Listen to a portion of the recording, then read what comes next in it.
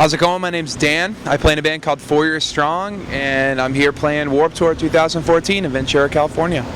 So we got the beach right here, we got the ocean breeze, the seagulls, the palm trees. Yeah. Rock and roll. Does it get any better than this? It's great. The weather's really, really nice today. The fact that I can wear jeans and like a long sleeve shirt and just feel comfortable. The beach is right there. Already hung out on the beach for a little while. Play in a couple hours. And then play later in the Exactly, afternoon. yeah. I'm gonna play around like 5 o'clock, so it'll be probably a little bit cooler out. It'll be great. I assume there's going to be a big barbecue today with 2 days off. Oh, yep. They already have the barbecue set up. Like, they got it going on back there. There's a big after party later tonight, put on by Violent Gentleman Clothing Company. So it's gonna be real fun. Get some cornhole in, eat some burgers, just hang. Man. So when you were coming up, who were some of the artists and the bands that just really got you excited enough to want to do this yourself? Actually, one of them's on the tour. The band Saves the Day was a big influence on our band when we first started. I mean, actually the very first show that 4 Years Strong played, we'd only been a band for about 2 weeks, and it was Alan, our guitar player's sister, had a party, and we only had 2 of our own songs. So we learned just a bunch of whole records, and people could just come up and just ask us to play something. And 2 of the records that we learned were Saves the Day's Cancel It Down and Through Being Cool, just all the way through, because we just love that band so much. Wow. Yeah. That's incredible. And you're out here inspiring the next generation. It's probably a band in a garage, not far from here, just figuring out how to plug in and get a sound. I hope so, man. I love hearing new bands coming up, and I love when people start bands and writing their own music. It's such a rewarding experience to be able to create something from absolutely nothing and have somebody thousands of miles away be touched by it. It's really cool. Yeah. And of course, the universal language. What is that like to go to, some other land or some other faraway place and hear people singing the words back? It's incredible. Our band went to Indonesia a couple of years back, and we played in Bali and Jakarta, and we did a show in Malaysia as well. And it was incredible to know that we can go somewhere that's so completely different than where we're from, and we can play to a couple thousand kids, and they're all at that moment we're all the exact same. We're all singing the same words. We're all just there for the same reasons. It's really cool. The politicians, the corporations, everybody tries to separate us,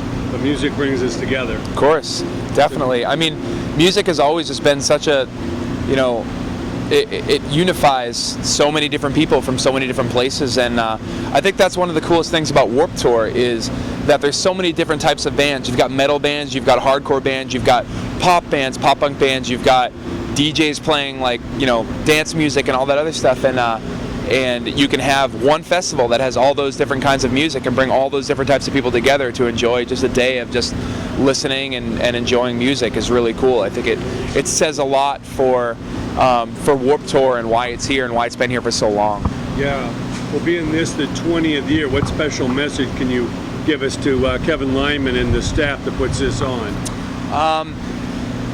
As a band who's played Warped Tour 4 times, and we played Warped Tour in 2007. We played our one show in Massachusetts. Was the first time we ever played, and just to be able to be a band that's been able to, be on 4 of those 20 years is so cool. So anybody who had anything to do with us getting on this tour ever, thank you. It's been amazing. Yeah. Well, it seems so much of the rest of the business has gotten so corporate. Mm-hmm. This is still very fan friendly, very, that's the one thing is there's no barrier between the artists and the fans. Yeah. You get to hang out, do your signings, photos.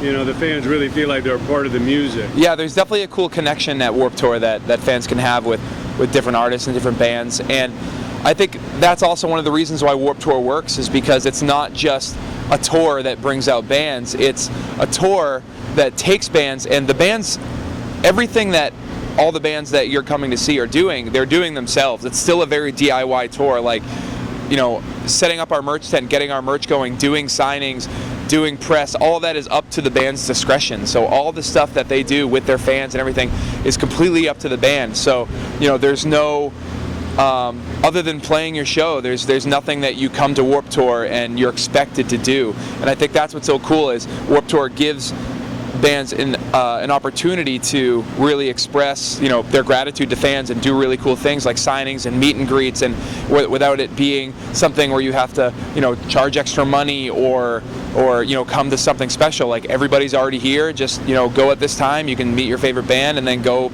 over there and meet your second favorite band. It's really cool.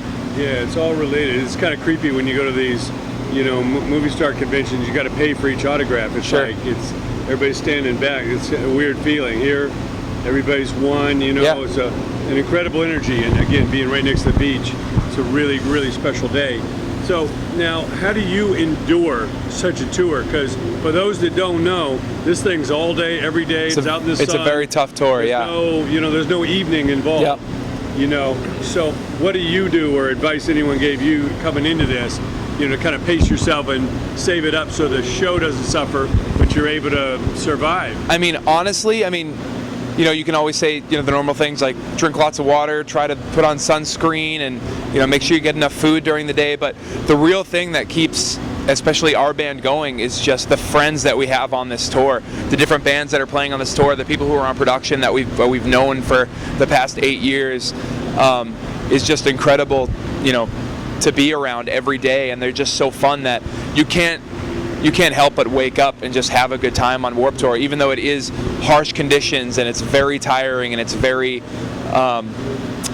it just expects a lot from you every day. You know what I mean? You're just going and going all day long, but it's all worth it, because at the end of the day, you just get to hang out with your friends, play cornhole, and just relax. It really, I know everyone says the exact same thing, but it really is like summer camp.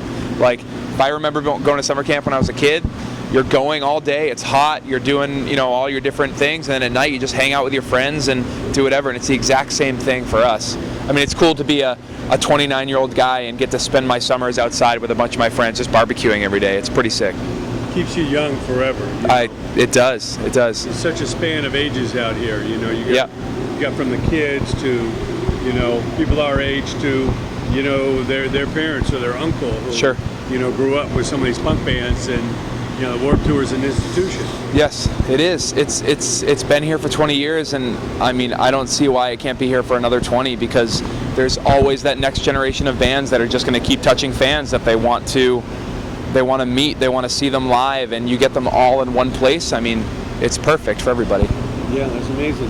Now, all that you've seen, all that you've gone through, what advice do you give to that young band, young creative person coming up today? We don't have the record stores or the record labels helping to develop or sell your product. What do they need to focus on to try and break through the clutter out there?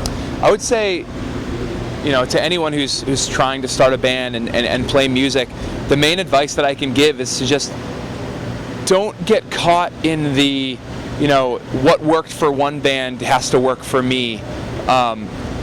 You know, there's so many different bands, there's so many bands that are doing similar things or doing different things, and you can't, it's hard to explain, but you can't be one of those bands that just says, okay, my 5 favorite bands do this, so I have to do that with my band in order to be like my 5 favorite bands. You don't need to do that. All you have to do is just be yourself and do whatever you want, write the music you want to write, perform the way you want to perform, and just put it out there any way that you want. Don't just put a song on the internet and wait, you know, for a label to come knocking on your door. That doesn't happen very often.